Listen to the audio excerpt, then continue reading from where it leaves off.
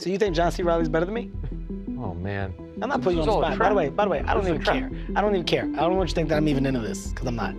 But if I was, you think he's better to work with? If so, why? You told me it didn't matter. It doesn't. Forget it. He's better than you. Yeah. And by the way, if he was, that's fine. Okay. No, I'm not saying that. Yeah. It's fine. Because we all have our distinct abilities, what we do better than other people, and this and that. Is that why you've never done another movie with me? Huh. Yes. You just you don't care though. You don't care. Mm-hmm. Just serving the story but I was also going to say what's really been enjoyable has been working with non-comedic actors. At 58, Will Ferrell has finally revealed the actors he refuses to work with. The man who brought us Anchorman and Step Brothers has been keeping secrets about his Hollywood feuds for decades. McKay says he's emailed Ferrell in an attempt to reconcile since then, but has never heard back. His longtime creative partner, Adam McKay, admits their friendship ended badly. They haven't spoken in years. Yeah, we was gonna beat Will's ass. Will was acting like a little.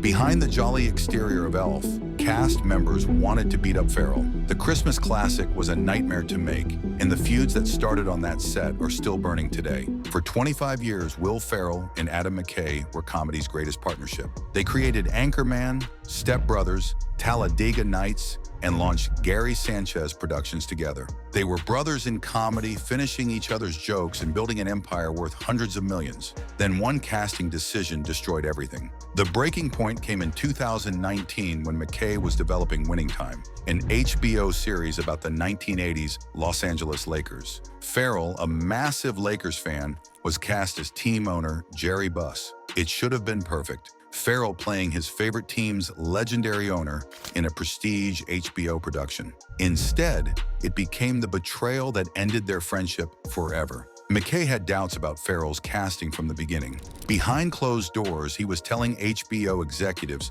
that Ferrell didn't look like Jerry Buss and wasn't the right vibe for the role. The hyper-realistic approach McKay wanted for the show clashed with Ferrell's comedic persona. But instead of having an honest conversation with his partner of 2 decades, McKay made a decision that would destroy their relationship. The deciding blow to Ferrell and McKay's relationship came down to a casting decision in the upcoming HBO series about the 1980s Los Angeles Lakers.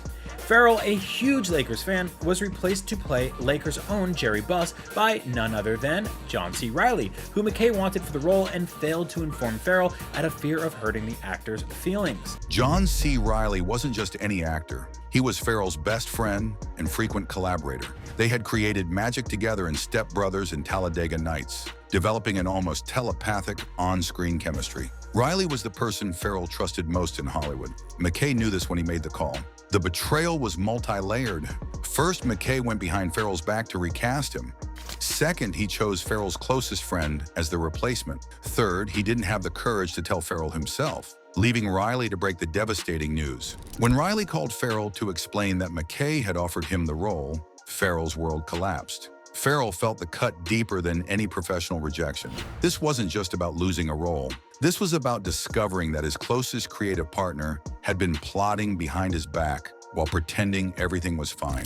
The man he had trusted with his career, his company, and his creative vision had betrayed him in the most personal way possible. No, you and John C. Reilly are something different. It's a comedy duo that the action that's happening, especially in regards to comedy, is obviously not written. But the comfort that you guys have in one another and the trust that you guys have in one another. The irony was brutal. Ferrell had built his career on the trust and comfort he shared with collaborators like Reilly. Now that same relationship was being weaponized against him by the person he trusted most. McKay was using Ferrell's own friendships to replace him, turning his creative family into a tool for his betrayal. McKay's public statements after the split revealed his true feelings. He admitted he had up, but also suggested that Ferrell had taken the betrayal as a way deeper hurt than I ever imagined. This wasn't an apology. It was McKay minimizing Ferrell's justified anger while positioning himself as the victim of Ferrell's oversensitivity. The final phone call between them was arctic. McKay tried to frame the conversation around business, saying they needed to split up Gary Sanchez Productions. Ferrell's response was simple and final. "Yeah, we are. Have a good life." Those were the last words they spoke to each other. McKay has sent emails trying to reconcile, but Ferrell has never responded. The partnership that created some of comedy's greatest films died over a casting decision and a coward's betrayal. Elf should have been a career-defining triumph for everyone involved. Instead, it became a masterclass in how creative differences can poison relationships and destroy sequels. Jon Favreau directed what would become a Christmas classic, but his relationship with Will Ferrell was so toxic that it killed any chance of continuing the franchise. The problem started during production when Favreau, fresh off his success with Swingers, tried to control every aspect of Ferrell's performance. Ferrell's improvisational style, which had made him a star on Saturday Night Live, clashed with Favreau's precise directorial vision. The director wanted takes exactly as scripted, while Ferrell thrived on spontaneous moments and ad-libbed additions. Behind the scenes, Favreau was expressing doubts about Ferrell's comedic abilities to other cast members. He questioned whether Ferrell's approach would work in a family film, worried that his Saturday Night Live persona was too adult-oriented for the Christmas movie they were making. These doubts created an atmosphere of tension that infected the entire production. Will didn't trust John's judgment from day one. Okay. And basically tried to get a, what they call it when everybody's, come on, we out of here. Ferrell's distrust of Favreau's judgment became obvious to everyone on set. He would question directorial choices, suggest alternative approaches, and sometimes refuse to perform scenes the way Favreau envisioned them. What should have been collaborative filmmaking became a power struggle between two strong-willed creative forces. The tension escalated when Ferrell started approaching other cast members about Favreau's directorial choices. He was essentially trying to build a coalition against the director, asking actors if they thought the scenes they were shooting were working. This created an uncomfortable dynamic where cast members felt caught between their director and their star. Favreau's response was to double down on his authority. He began excluding Ferrell from certain creative discussions and making unilateral decisions about the character of Buddy. The collaborative atmosphere that should exist between director and lead actor was replaced by a cold war of competing visions. So he pushed through all that shit. And so they don't do this anymore, but back then they would hire film companies to test the movie. The movie tested incredibly well, despite the behind-the-scenes drama, which only made the situation more complicated. Favreau's vision had worked, but so had Ferrell's performance. The success validated both of their approaches while simultaneously highlighting how much better the film could have been with actual collaboration. When Elf became a massive hit, generating over $220 million worldwide, talks of a sequel began immediately. But the damaged relationship between Ferrell and Favreau made continuation impossible. James Caan, who played Ferrell's father in the film, later revealed the truth about why Elf 2 never happened. The sequel would have made everyone involved incredibly wealthy. Ferrell was reportedly offered $29 million to return as Buddy, while Favreau would have had complete creative control over a guaranteed blockbuster. But their mutual animosity was stronger than financial incentive. You know, James Caan during Elf. Yeah. I did. Sonny Corleone.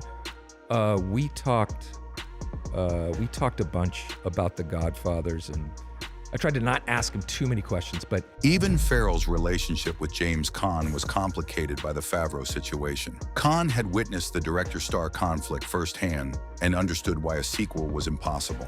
The veteran actor knew that creative partnerships couldn't survive the kind of fundamental disrespect that had characterized the Elf production. Favreau went on to direct Iron Man and become one of Hollywood's most successful filmmakers. Ferrell continued his comedy career without ever working with Favreau again. Elf remains a beloved Christmas classic, but it also stands as a monument to what happens when egos destroy creative collaboration. The movie that should have launched a franchise instead ended a relationship. The partnership between Will Ferrell and Katan should have lasted forever. Their Butabi brothers from Saturday Night Live's A Night at the Roxbury sketches created one of the most iconic comedy duos of the 1990s. They were perfectly matched. Ferrell's deadpan intensity paired with Katan's manic energy, creating comedic gold that translated into a successful feature film. Then Katan made a decision that Ferrell considered an unforgivable betrayal. The Roxbury movie in 1998 was a triumph for both actors. They had successfully translated their 3-minute SNL sketch into a full-length comedy that captured the essence of their characters while expanding the world around them. The film performed well enough to warrant sequel discussions, and their on-screen chemistry suggested a comedy partnership that could span decades. But behind the success, cracks were already forming. Katan was becoming increasingly focused on his own career advancement, looking for opportunities that would establish him as a solo star rather than half of a comedy duo. He began taking projects that pulled him away from potential collaborations with Ferrell, signaling that he was ready to move beyond their partnership. Of that, like, have you talked to Will about it at all? Like, I haven't, but I mean, so many people do talk to me and ask me about, is there going to be a Night at the Roxbury 2? And I think it'd be fun. The public still wanted more Roxbury content, but privately, the relationship between Ferrell and Katan was deteriorating. What looked like natural career evolution from the outside was actually a calculated distancing by Katan, who no longer wanted to be known primarily as Ferrell's comedy partner. The breaking point came when Katan made revelations about his personal life that Ferrell considered a violation of their professional trust. In later interviews and eventually in his memoir, Katan disclosed details about on-set relationships and behind-the-scenes drama that Ferrell felt should have remained private. This wasn't just celebrity gossip. It was intimate information about their working relationship and creative process. Katan's decision to publicize private matters crossed a line that Ferrell had drawn around his personal and professional life. The comedy world operates on unspoken codes of loyalty and discretion, especially among performers who have worked closely together. Katan's revelations were seen as a betrayal of these fundamental principles. Katan has to walk through JFK with no shoes? With no shoes, just in his socks. An entire season goes by, and then Katan and Norm are jousting back. Even when Ferrell tells stories involving Katan from their SNL days, there's a distance in his voice that wasn't there before. The warmth and camaraderie that once characterized their relationship has been replaced by the polite detachment of former colleagues who no longer trust each other. Ferrell's response to Katan's betrayal was swift and final. He cut off all communication and refused to participate in any projects that would reunite them. When fans and reporters asked about potential Roxbury sequels, Ferrell would deflect or change the subject, making it clear that he had no interest in working with Katan again. The silence from Ferrell spoke volumes. In an industry built on public feuds and dramatic confrontations, his refusal to engage with Katan's attempts at reconciliation was perhaps more devastating than any public criticism could have been. Ferrell simply erased Katan from his professional world, treating him as if their partnership had never existed. We actually had a job together where he played Santa Claus and I played an elf.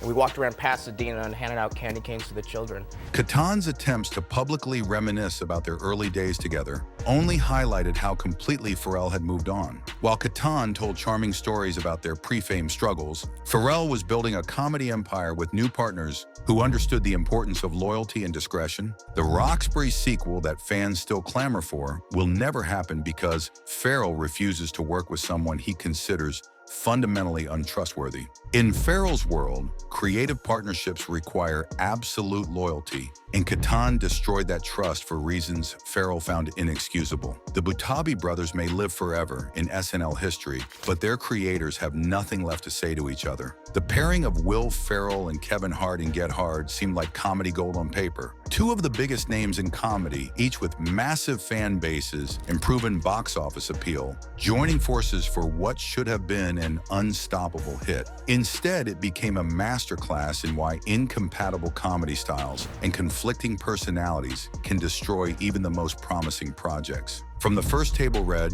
it was obvious that Ferrell and Hart operated on completely different comedic wavelengths. Ferrell's humor comes from deadpan delivery and understated reactions, while Hart's comedy is built on high energy and over-the-top expressions. What works individually for each performer created chaos when they tried to share scenes together. The clash wasn't just about comedy styles, it was about fundamental approaches to collaboration. Ferrell is known for his generous improvisation, where he builds scenes by responding to his scene partners and creating collaborative moments. Hart's approach is more self-contained, where he delivers his comedy beats and expects others to react to him rather than build with him.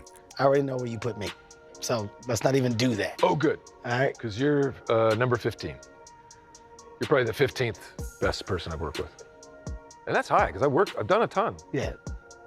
I'll take it. I'm saying You're in top 50. Even years later, when Hart tried to create a moment of connection on his own talk show, Ferrell's response was telling. The ranking joke wasn't playful banter, it was Ferrell's way of establishing distance while maintaining public politeness. The subtext was clear. Hart wasn't someone Ferrell enjoyed working with or respected as a collaborator. The problems on Get Hard went deeper than personal chemistry. The film itself became controversial for its approach to race and prison culture, with critics arguing that the comedy relied too heavily on outdated stereotypes and problematic assumptions. While both actors defended the project, the criticism highlighted how their different comedic sensibilities had failed to create something cohesive. Hart's public persona as a relentless self-promoter clashed with Ferrell's more reserved approach to fame.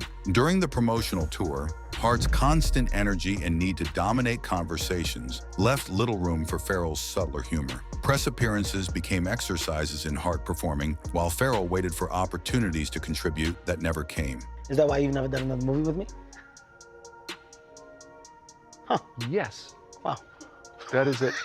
Hart's direct question about why they never worked together again received the most honest answer Ferrell could give in a public setting. The yes was delivered with enough humor to maintain civility, but the truth behind it was unmistakable. Ferrell had no interest in repeating the Get Hard experience. The failure of their partnership highlighted something important about Ferrell's approach to collaboration. He thrives when working with performers who understand comedic rhythm and can build scenes together. Hart's style, which works brilliantly in his solo projects, doesn't leave room for the kind of collaborative improvisation that Ferrell needs to do his best work. Behind the scenes, their working relationship was professional but cold. They would do their scenes, deliver their lines, and retreat to separate areas between takes. There was none of the joking around or collaborative energy that characterizes Ferrell's work with preferred partners like John C. Reilly or Steve Carell. You just you don't care though. You don't care. Mm-hmm.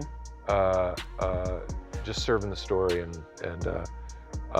but I was also going to say what's really been enjoyable has been working with non-comedic actors. Ferrell's comment about not caring who gets the funnier moments reveals exactly what was wrong with the Hart partnership. Hart's comedy is built on being the center of attention, getting the biggest laughs and dominating scenes. Ferrell's approach is about serving the story and building something larger than individual performances. These philosophies are fundamentally incompatible. Get Hard performed adequately at the box office, but was critically panned and is now remembered as a misstep for both actors. For Ferrell, it served as a reminder that not every comedy partnership is worth pursuing. Some performers simply don't mesh, no matter how successful they might be individually. The Kevin Hart experience taught Ferrell to be more selective about his collaborators and more protective of the creative process that makes his best work possible. Working with James Caan on Elf should have been a dream come true for Will Ferrell. Caan was Hollywood royalty, a legend from The Godfather who brought gravitas and credibility to any project he touched. Instead, their collaboration became a daily exercise in mutual incomprehension, with Caan openly questioning Ferrell's comedic abilities and Ferrell struggling to perform under the skeptical gaze of a cinema icon. From the first day of filming, Caan made it clear that he didn't understand Ferrell's approach to comedy. The improvisational style that had made Ferrell a star on Saturday Night Live struck Caan as unprofessional and unfunny. The veteran actor was used to precise, scripted performances where every word was carefully chosen for maximum impact. Ferrell's method of trying multiple takes with different improvisational approaches baffled Caan, who saw it as a waste of time and evidence that the comedian didn't know what he was doing. The generational gap between them wasn't just about age. It was about completely different philosophies of performance and creativity. You know, James Caan during Elf. Yeah. I did. Sonny Corleone. Sonny Corleone. We talked. Even their attempts at friendly conversation highlighted the distance between them. Ferrell was clearly intimidated by Caan's legendary status, while Caan seemed bemused by Ferrell's approach to both comedy and life. They were two actors from different worlds trying to create a father-son relationship on screen while barely understanding each other as people. The breaking point came when Caan told Ferrell directly that he didn't think he was funny. This wasn't constructive criticism or helpful feedback. It was a veteran actor expressing genuine confusion about why this particular comedian had been cast in a major motion picture. For Ferrell, who was still establishing himself as a movie star, this was devastating. Caan's criticism wasn't delivered with malice, but with the blunt honesty of someone who had worked with the greatest actors of his generation. He had shared scenes with Marlon Brando and Al Pacino, and Ferrell's comedic approach seemed amateur by comparison. The elf costume and childlike performance struck Caan as beneath the dignity of serious filmmaking. But then they told Will Ferrell,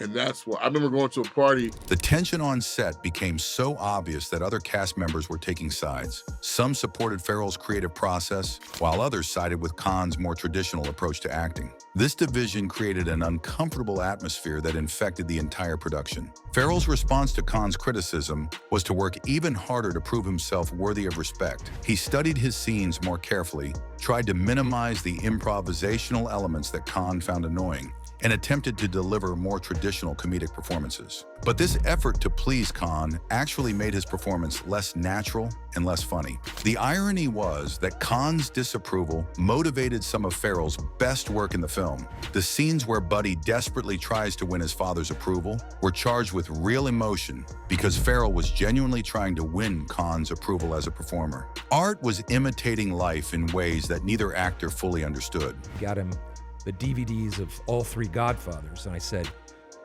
this is Godfather 1, 2, and 3. The first two are kind of okay, but really dig into the third one. And he thought that was hysterical. Ferrell's gift to Caan, joking that the third Godfather movie was the best one, showed his desperate attempt to connect with the veteran actor through humor. The fact that Caan found it hilarious suggested that he could appreciate Ferrell's wit when it wasn't being used in service of the character he didn't understand. After seeing the final cut of Elf, Caan completely changed his opinion of Ferrell's performance. He realized that the seemingly random improvisations and childlike behavior that had annoyed him on set actually created a coherent and touching character when edited together. His apology to Ferrell was genuine, but came too late to repair the damage done to their working relationship. The success of Elf vindicated Ferrell's approach and proved that his comedic instincts were sound, but the experience of working under Caan's disapproval had been psychologically bruising. It taught Ferrell the importance of working with people who understood and appreciated his creative process, rather than trying to prove himself to skeptics who would never fully get what he was trying to accomplish. The relationship between Will Ferrell and Chevy Chase represents everything wrong with comedy's old guard attacking the new generation. Chase, an original Saturday Night Live cast member from the 1970s, never accepted that the show had evolved beyond his era. When Ferrell became one of SNL's biggest stars in the late 1990s, Chase's jealousy and bitterness manifested in public attacks that revealed more about his own insecurities than Ferrell's abilities. Chase's most devastating critique came when he attacked Ferrell's iconic George W. Bush impression, one of the most celebrated political impressions in SNL history. During Bush's presidency, Ferrell's portrayal of the commander-in-chief became appointment television, with viewers tuning in specifically to see what the fake president would do next. The impression was so effective that it influenced public perception of Bush himself. But Chase saw things differently. In interviews, he dismissed Ferrell's Bush impression as unfunny and claimed that Ferrell doesn't get the joke. This wasn't constructive criticism from a comedy veteran. It was a bitter attack from someone who resented that modern audiences preferred Ferrell's approach to political satire over the style that had made Chase famous decades earlier. Chase's criticism revealed his fundamental misunderstanding of how comedy had evolved since his SNL tenure. His approach to impressions was based on physical mimicry and obvious joke structures, While Ferrell's method involved finding the emotional truth of characters and building humor around their psychological quirks, Chase couldn't appreciate this evolution because acknowledging its effectiveness would mean admitting his own approach was outdated. The George W. Bush impression controversy was just one example of Chase's pattern of attacking younger comedians. He had similar conflicts with other SNL performers, writers, and creators throughout the years, establishing himself as someone who couldn't accept that comedy had moved beyond his particular style and era. Ferrell's response to Chase's attacks was characteristically dignified. He simply ignored them. There were no public feuds, no defensive interviews, no attempts to engage with Chase's criticism.